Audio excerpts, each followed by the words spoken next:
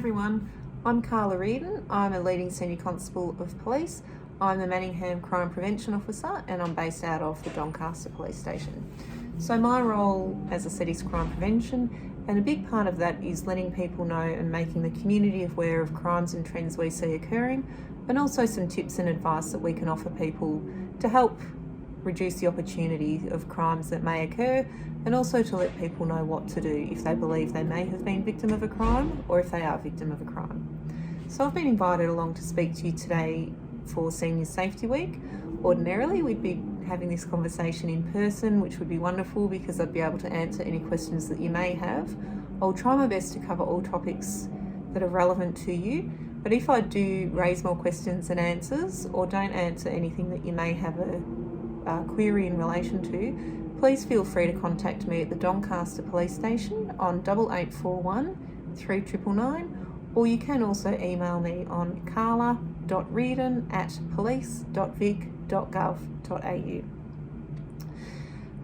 As we all know, we're facing some pretty unprecedented times at the moment, and it's not only an uncertain time for us and for the community, but it is also a time where a lot of the offending that we see has changed and evolved to fit in with the life that we're living at the moment.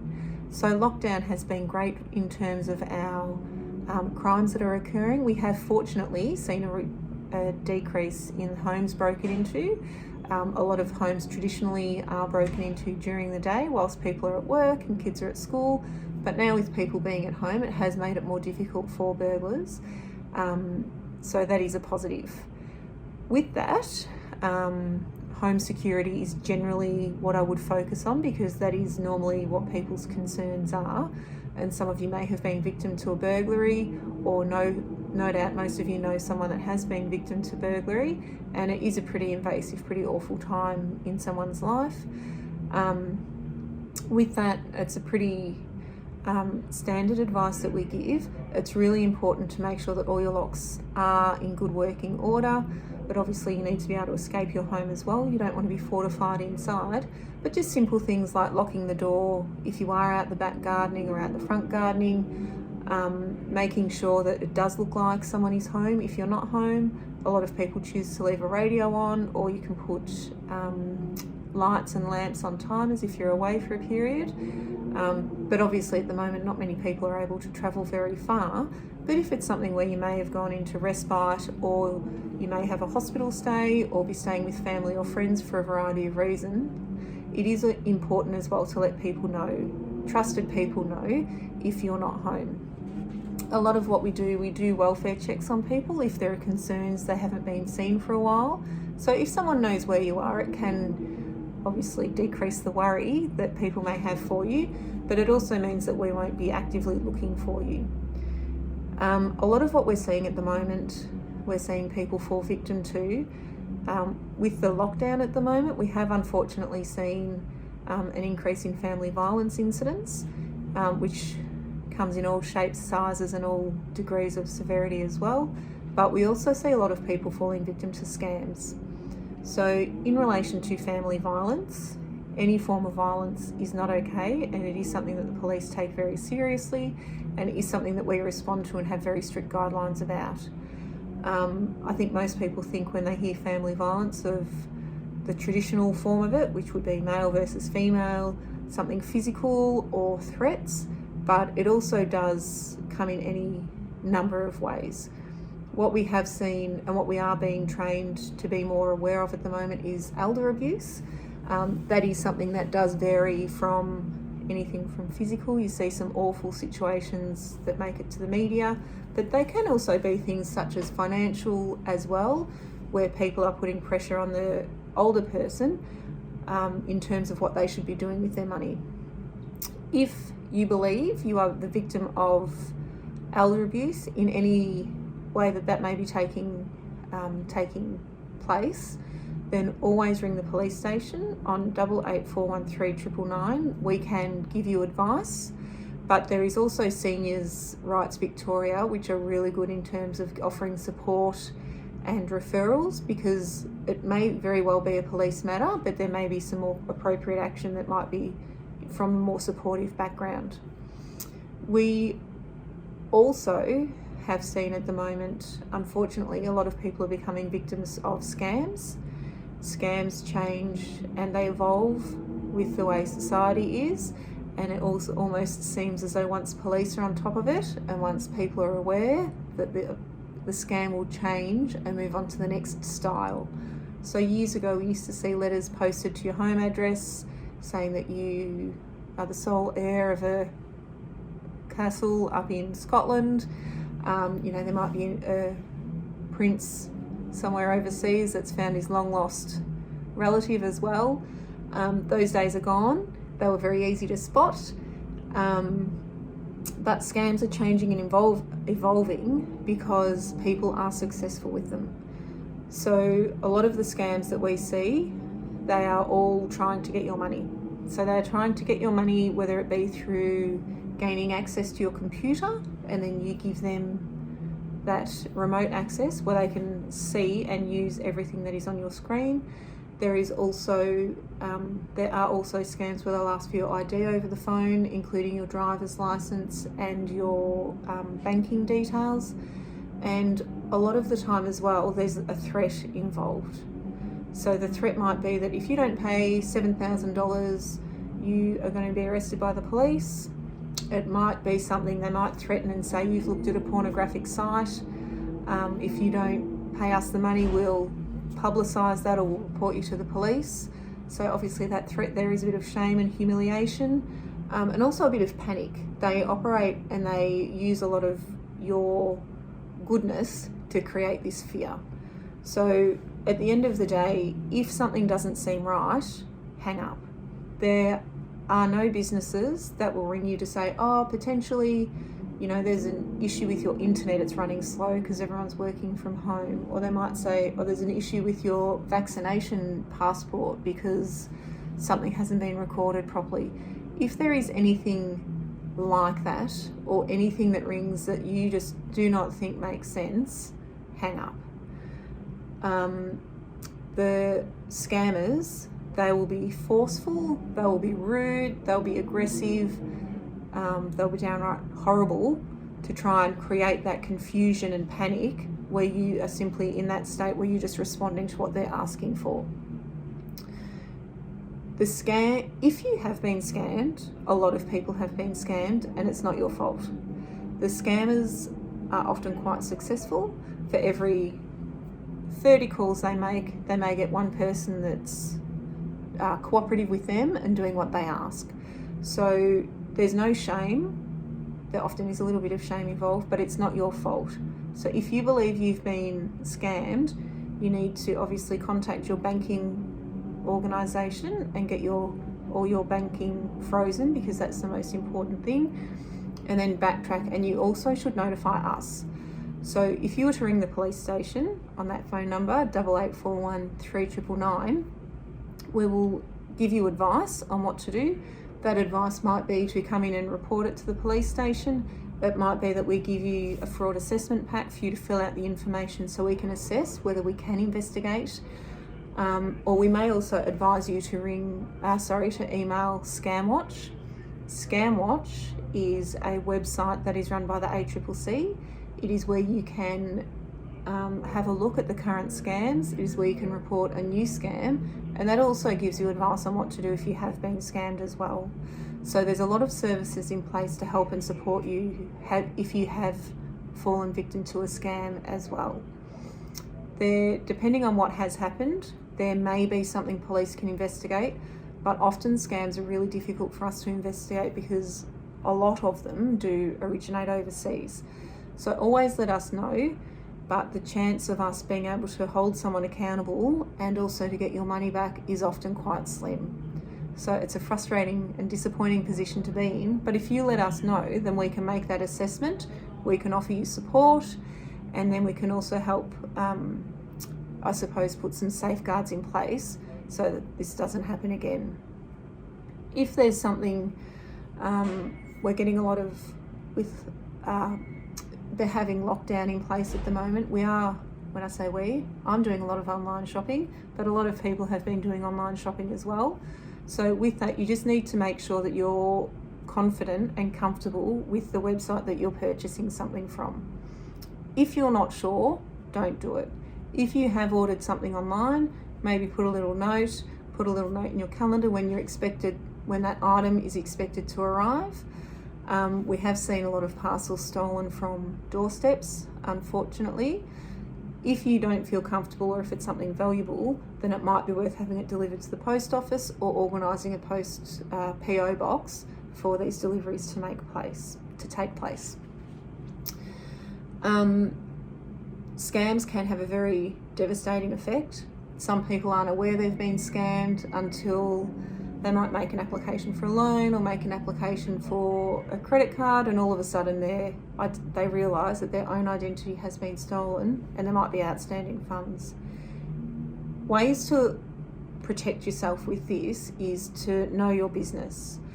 It is really important that you know your business best, and it is common sense that you know what is usual.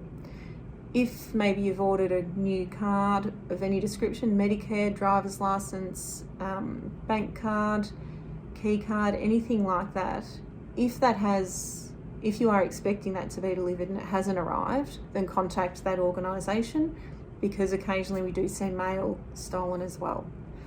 With mail being stolen, we do advise people to put locks on their letterboxes, just a simple key, something with a key, or a code, because that does remove the opportunity for the thief.